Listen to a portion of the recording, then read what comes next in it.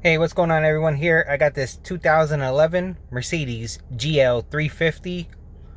We upgraded the head unit and installed this Sony Ax8000 9-inch touchscreen. Has Apple CarPlay, Android Auto. I hooked up my phone already to the USB port.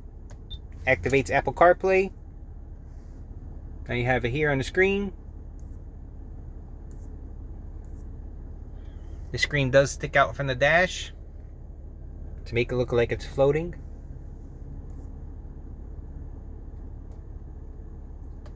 Hit the home button, takes you right back. We also integrated the backup camera.